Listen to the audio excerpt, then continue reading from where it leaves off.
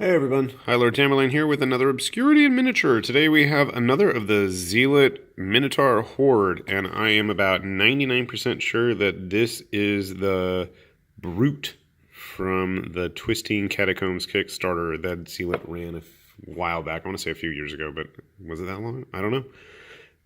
Why don't we take a look at what's in this bag and determine which Minotaur exactly we are dealing with.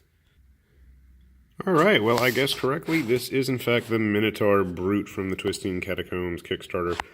As with most of the other figures that Zealot Miniatures has released, he is quite the detailed chap. And of course, his face doesn't want to get... There we go. So, if you've seen some of my other Zealot Minotaur videos, you've noticed that they really are high quality casts. There is all kinds of stuff going on. This guy's interesting with his horns growing out of his back there. Body itself is in quite large, easy to handle pieces. That's always a plus. Hopefully this guy is going to be a little bit more cooperative going together than the last few I've built, if you've seen some of my other Minotaur videos. And just in case you were curious, we'll just give him a quick flash. He does have his manhood still intact. I didn't snip it off accidentally like some of my Mears figures. His armor is an assortment of plates and spikes and ramshackle pieces of junk cobbled together. He's got a nice hefty axe, just like his armor is in pieces and just slapped together. Very nice, very fun, very detailed. Going to be a joy to paint, I'm sure. Comes with a 50mm base. Is that the size the GW ones are on? I'm not sure. And he does seem to take up a good amount of space on that base. I did finally manage to find my Darklands Mears Miniatures Minotaur, so just giving them a quick side-by-side.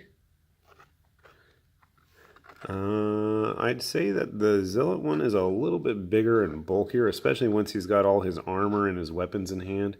Not to say that the Mears one is any slouch in size himself, but he's not supposed to be as big and as bulky as I think the Zealot ones are.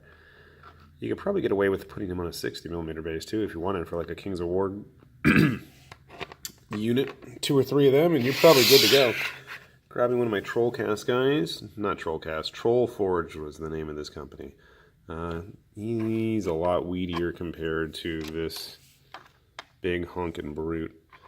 Honestly, with a name like a Minotaur Brute, I kind of even expected him to be bigger, but he seems like he's a good size. I'm going to go ahead and put him together, and we'll do another quick follow-up video later on, and I'll see if I can grab some ogres and maybe see if I can bum a GW Minotaur off of somebody I know and get a good size comparison. So, that is another one of the Zealot Minotaurs.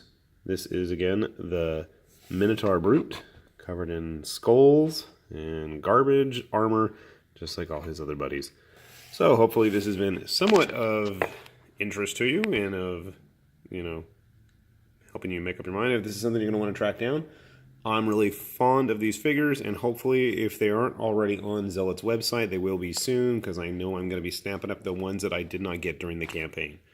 This has been High Lord Tamerlane with his Obscurities in Miniature. Hope you all enjoyed. There's plenty more where this came from. See y'all later. Bye.